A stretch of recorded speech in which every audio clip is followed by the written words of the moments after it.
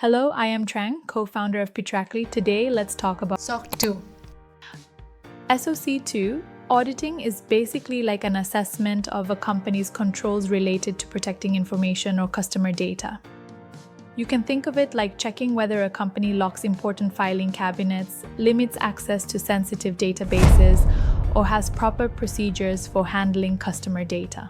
SOC 2 is based on 5 trust services criteria: security, availability, confidentiality, processing integrity, and privacy. For example, security means protecting against hacks. Availability ensures the system stays up and running. Confidentiality keeps customer data private. Processing integrity ensures transactions are accurate. Privacy means complying with data protection laws. Among these 5 criteria, security is the biggest and the only mandatory one to conduct the audit and meet SOC 2 requirements. For instance, if a company doesn't have proper security measures, it won't pass the audit even if all other criteria are good. You have to follow certain controls and points of focus as defined by SOC 2, and your organization implements these controls through things like policies and procedures. This forms your information security program and determines your overall compliance.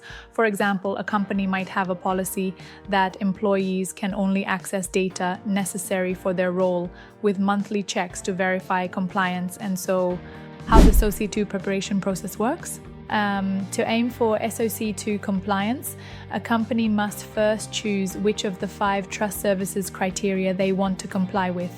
I already mentioned that security is mandatory, so that's always required. Most organizations pick security, availability, and confidentiality, what I like to call the big 3. For example, a SaaS startup might choose security, availability, and confidentiality to ensure customer data is protected, their platform is always running, and privacy is maintained. Once you choose the criteria, you can start shaping your program. SOC 2 is very flexible, allowing you to pick the controls that make sense for your organization. Every company is different, so SOC 2 lets you choose controls that help you achieve security, availability, and confidentiality in a way that fits your setup. For example, a company might implement role-based access control, multi-factor authentication, encryption, or other security measures appropriate for their infrastructure and size. The next important step is to write down all the policies and procedures.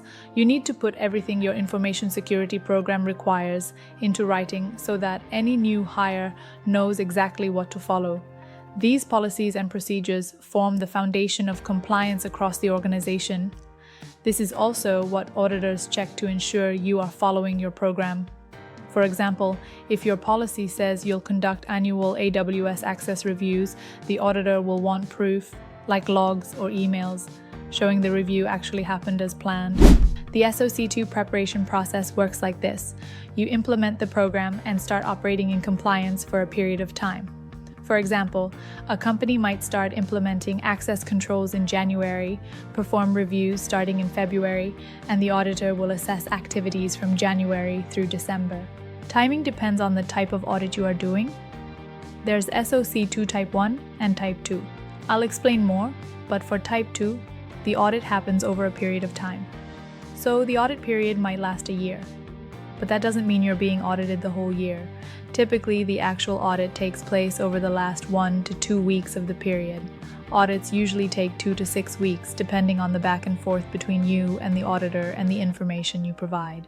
SOC 2, like other frameworks, touches many departments: HR, finance, engineering, product, even senior management and the board of directors. There are controls for all of these departments. However, the most important controls you should think about from the start are the ones directly related to protecting customer data, such as access controls. Do you follow the principle of least privilege, ensuring people only have access to the sensitive systems they need for their job? This ensures no one can access all customer data unnecessarily. Another key control is multi-factor authentication for sensitive systems. For example, do you require MFA or at least single sign-on through Duo or Okta to access AWS or Google Workspace? Another important control is encryption. Do you encrypt data at rest and in transit when needed? Another critical area is change management. If you're a software company, you probably use GitHub, Bitbucket, or GitLab. How do you manage changes? How do you manage developers? Do you have pull request or merge request templates to ensure consistent procedures? Do you require at least one independent review before merging? Do you perform security checks and require passing them before merging to protect the application and ensure changes don't negatively impact customers? These are examples of key control areas auditors will look at when evaluating information security. SOC 2 Type 1 is a point-in-time report, essentially a snapshot of controls on a specific day. If the controls are in place, you get Type 1 and the auditor issues the report.